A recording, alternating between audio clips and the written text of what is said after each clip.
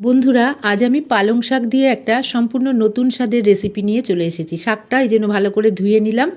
তারপর গ্যাসে একটা প্যান বসিয়ে দিয়েছি, দিয়ে দিলাম সর্ষের তেল।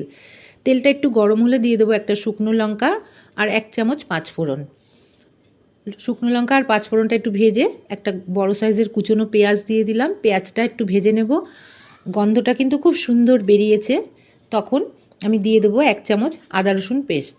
আদা রসুন পেস্ট ভালো করে একটু মিশিয়ে নিলাম। তারপরে একটা বড় সাইজের কুচনো টমেটো আর স্বাদ মতো নুন দিয়ে দিলাম, তাতে টমেটোটা তাড়াতাড়ি সেদ্ধ হয়ে যাবে। তারপরে আমি দিয়ে দেবো 1 চামচ হলুদ গুঁড়ো, 1 চামচ জিরের গুঁড়ো আর 1 চামচ লঙ্কার গুঁড়ো। সব কিছু দিয়ে জল দিয়ে দিয়ে মশলাটা বেশ ভালো করে কষিয়ে নিতে হবে। তারপরে আমি দিয়ে দেবো পালং শাকটা। জল ঝরিয়ে রেখেছিলাম, পালং শাক দিয়ে একটু নেড়ে চেড়ে এখন আমি 200 গ্রাম মুসুরির ডাল আগে থেকে ভিজিয়ে রেখেছিলাম, তারপরে আমি জল থেকে তুলে দিয়ে দিলাম। এখন শাক আর পালং শাকটা মশলার সাথে খুব ভালো করে মিশিয়ে নেব। তারপরে আমি পরিমাণ মতো জল দিয়ে দিলাম। জল দিয়ে একটু নেড়ে চেড়ে ঢাকা দিয়ে ঠিক 10 মিনিট ফুটিয়ে নেব। 10 মিনিটে শাক আর ডালটা কিন্তু খুব সুন্দরভাবে সেদ্ধ হয়ে গেছে।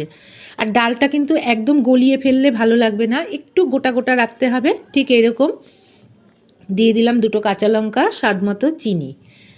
আবারও একটু নেড়ে চেড়ে মিশিয়ে নিলাম। তারপরে ধনেপাতা ওপর থেকে ছড়িয়ে দিলাম। রান্নাটা কিন্তু হয়ে গেছে। গরম গরম ভাত, রুটি সব কিছুর সঙ্গেই কিন্তু খেতে খুব ভালো লাগে। তো বন্ধুরা, আমার রেসিপিটা কেমন লাগলো অবশ্যই আমাকে কমেন্ট বক্সে জানাবেন। আমি এখন পরিবেশন করে দিয়েছি রেসিপিটা। এখন ভাত দিয়ে খাবো। আর এটা রাত্রিবেলা ডিনারে কিন্তু রুটির সাথে খেতে অসাধারণ লাগে। এতক্ষণ ধৈর্য ধরে ভিডিওটা দেখার জন্য অনেক অনেক ধন্যবাদ। আবারও দেখা হবে কোনো নতুন ভিডিওতে। সবাই ভালো থাকবেন।